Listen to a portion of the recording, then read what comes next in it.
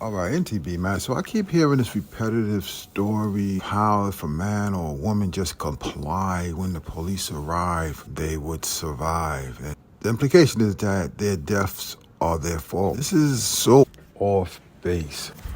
Comply or die. But where's this public perception coming from? I hear this narrative over and over again. Just comply, just comply, just comply.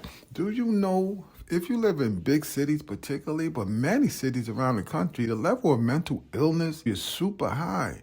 If you and I are cops and we walk in the beat or we doing traffic stops, there's a good likelihood that the person we are stopping is going to have some form of mental illness. They may be on a medication or they may not. The number of women who are on psychological medications is very high. The number of men who are on psychological medications is very high.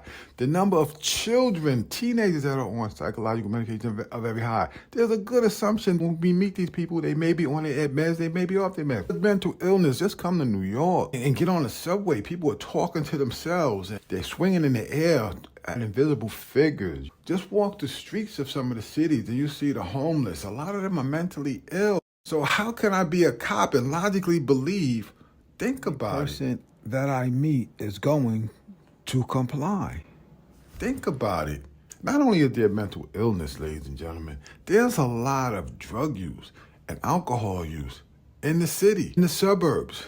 There's a lot of people that you're going to approach who are going to be high. I hate to break the news to you. So assuming that everybody you approach is going to just comply is illogical. Also, there's a lot of alcohol use. When you approach a lot of people, even when they are driving, there's going to be a lot of people you pull over who may have had alcohol. Some of them are going to have so much that they're going to be impaired.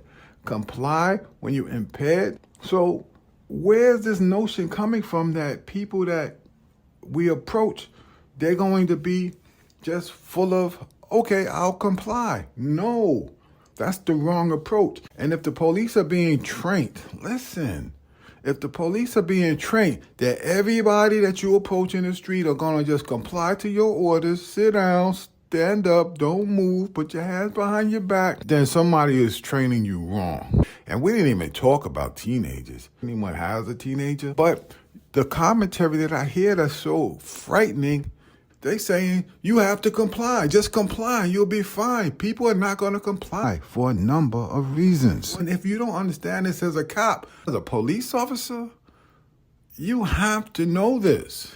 You have to know this. And this notion that you comply or you die, just comply or you die, is the standard that we're going to have when we know that many people we encounter as police officers, if you a cop, are not going to comply? They're not. You have to know this going in. They're not. They're going to be young and rebellious. They're going to be drunk or high. They're going to be mentally ill. Some people are going to just be angry. They're just angry. So what do? You kill them? That's the answer. You kill him? You kill a kid because he's young and rebellious? You kill a woman because she's depressed and sad? You choke the man to death because he's high on drugs? You shoot the man because he's drunk and he won't put his hands behind his back? You tase him to death? You beat him to death? That's what you want? That's the country you want to live in?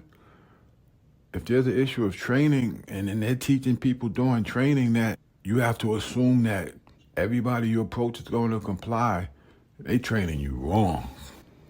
Comply or die. That's not the standard we want to live by. NTB, man.